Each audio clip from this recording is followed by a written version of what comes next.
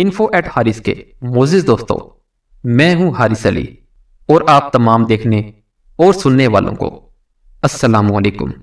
جب بنی اسرائیل میں نفرت، حسد اور مساکین پر ظلم بڑھنے لگا تو اللہ تعالیٰ نے اپنے نبی عیسیٰ مسیح کو ان کے لیے منتخب کیا۔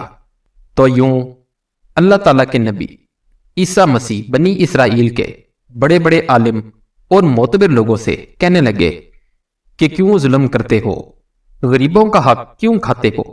اے لوگو، حقیقی اللہ وہ ہے جو سب انسانوں کو برابر کے حقوق دیتا ہے، جس کے نزدیک امیر اور غریب میں کوئی فرق نہیں، کالے رنگ والا اور سفید رنگ والا برابر ہے۔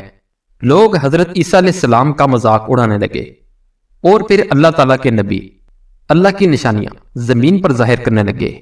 آپ نابینا کی آنکھوں پر ہاتھ پھیرتے تھے تو وہ دیکھنا شروع کر دیتا تھا۔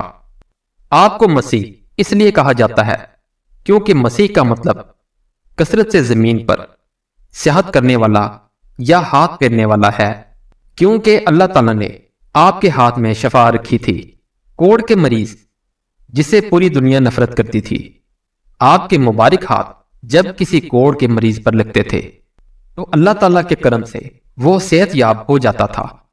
آپ مٹی کے پرندے بنا کر جب فضا میں پھینکتے تھے تو وہ مٹی کے پرندے زندہ ہو کر اڑنا شروع کر دیتے تھے، اور جب بھی آپ کسی مردے کے اوپر ہاتھ رکھتے تھے تو وہ اللہ تعالیٰ کے فضل و کرم سے زندہ ہو کر بولنے لگتا تھا۔ بنی اسرائیل کے لوگوں نے جب یہ معجزات دیکھے تو دن بدن آپ کی باتیں سننے لگے اور آپ کو اللہ کا نبی تسلیم کرنے لگے۔ بس یہی ڈر اس وقت کے ظالم بادشاہوں اور عالموں کو کھانے لگا کہ کہیں ہماری حکومت ختم نہ ہو جائے۔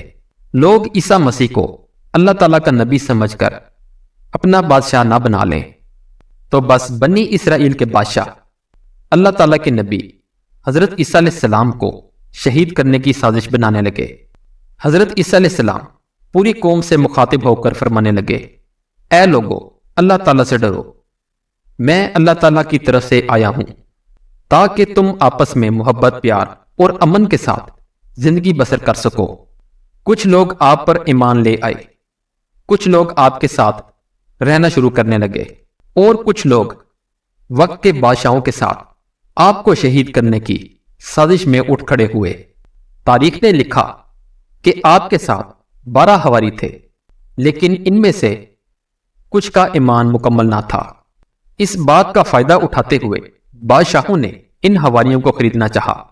ان میں سے ایک، جس کا نام یہودا تھا، اس نے وقت کے بادشاہوں کے سامنے اپنے آپ کو بیچ دیا اور یہ کہا کہ میں تمہیں بتاؤں گا کہ عیسیٰ مسیح کہاں ہے، اور یوں یہودا ان لوگوں کے لیے جاسوسی کرنے لگا۔ ان دنوں اللہ تعالیٰ کے نبی حضرت عیسیٰ علیہ السلام مذہبی تہوار منانے کے لیے بیت المقدس آئے ہوئے تھے۔ کھانا کھانے کے بعد آپ شہر سے باہر آتے ہیں اور ایک جگہ پر رات گزارنے کے لیے ٹھہرتے ہیں۔ اپنے شاگردوں سے الگ ہو کر اللہ تعالیٰ سے مخاطب ہوتے ہیں، اے اللہ، میں جانتا ہوں یہاں کے بادشاہ اور علماء مجھ سے نفرت کرتے ہیں اور مجھے قتل کرنا چاہتے ہیں۔ اے میرے خالق، میری مدد فرما اور مجھے ان کے شر سے نجات دے۔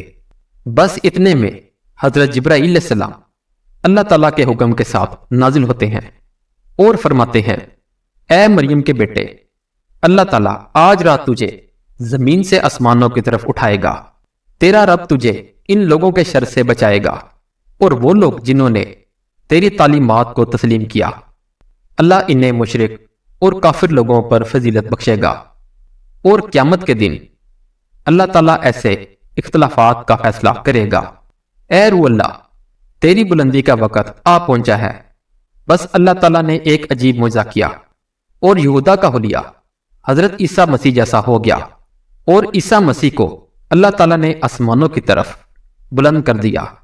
بس جیسے ہی گرفتار کرنے کے لیے بادشاہ کے لوگ وہاں آئے تو اس جاسوس یہودا کو گرفتار کر دیا گیا، کیونکہ اللہ تعالیٰ نے اس کی شکل عیسیٰ مسیح جیسی بنا دی تھی۔